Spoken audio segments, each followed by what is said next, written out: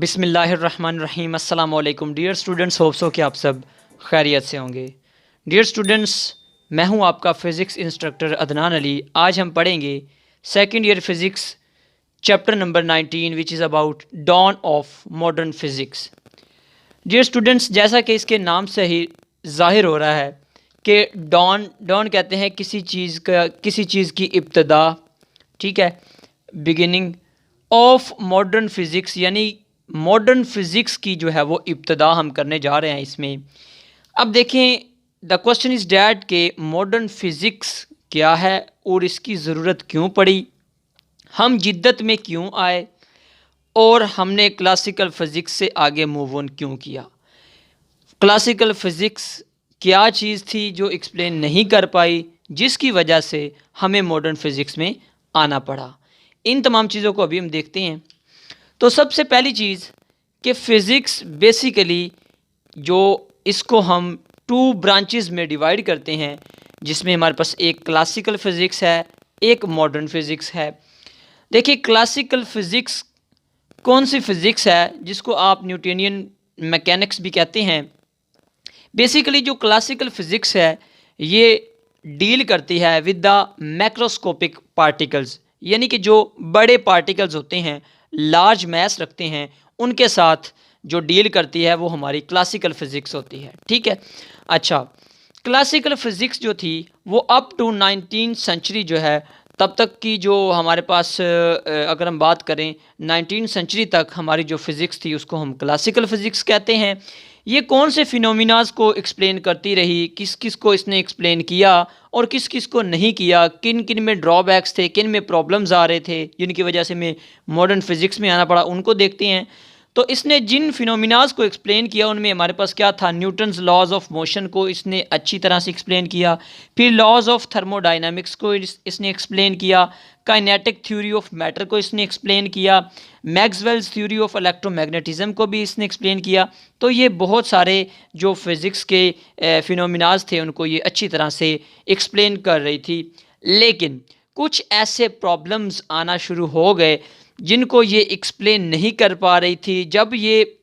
जब हमने देखा कि सब एटॉमिक पार्टिकल्स या स्मॉल पार्टिकल्स की बात की गई तो तब ये इसमें फेलियर्स आना शुरू हो गए, प्रॉब्लम्स आना शुरू हो गए, क्योंकि मैक्रोस्कोपिक पार्टिकल्स को तो ये अच्छी तरह से डील कर रही थी, लेकिन जब सब एटॉमिक पार्टिकल्स या स्मॉल पार्टिकल्स की बात हुई तो उन पे जब एक्सपेरिमेंट्स किए गए तो उनको ये एक्सप्लेन नहीं कर पा रही थी, या फिर वो पार्टिकल्स जो कि जिनकी velocity approaches to speed of light थी उनको भी ये एक्सप्लेन नहीं कर पा रही थी, उनके फिनोमिनाज को, जिनकी वजह से हमें मॉडर्न फिज़िक्स में जाना पड़ा।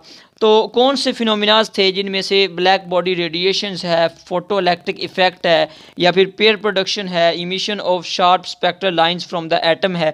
तो ये कुछ ऐसे फिनोमिनाज थे जिनको ये एक्सप्लेन नहीं कर पाई।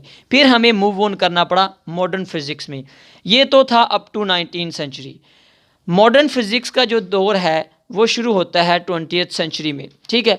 तो इसने क्या किया, इसने एक तो वो वाले पार्टिकल्स जो कि स्मॉल इन मैस थे उनको एक्सप्लेन किया, दूसरे वो पार्टिकल्स जो कि स्पीड ऑफ लाइट के साथ मूव कर रहे थे उनको भी एक्सप्लेन किया। सो इसको भी फिर मज़ीद आगे टू ब्रांचेस में जो है वो डिवाइड करना पड़ा। मॉडर्न फिज़िक्स बेसिकली इसमें दो थीरीज आती हैं हमारे पास। Number 1 is special theory of relativity and second one is quantum theory.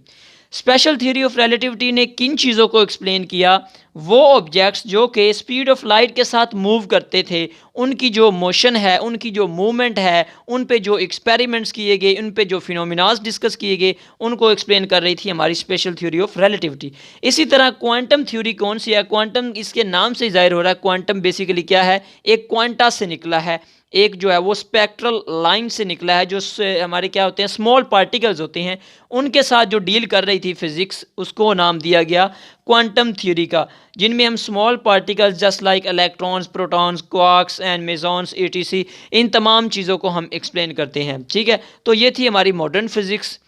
ये कुछ ऐसे पार्टिकल्स जो कि स्मॉल इन मैस थे और जिनकी velocity approaches to speed of light थी, उनको क्लासिकल फिज़िक्स या न्यूटोनियन फिज़िक्स एक्सप्लेन नहीं कर पाई, जिसकी वजह से हमें मॉडर्न फिज़िक्स में आना पड़ा।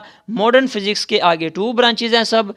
Special theory of relativity and quantum theory, जिसमें स्पेशल थ्योरी ऑफ रिलेटिविटी ने किन ऑब्जेक्ट्स को स्टडी किया जो स्पीड ऑफ लाइट के साथ मूव कर रहे थे, approaches to speed of light.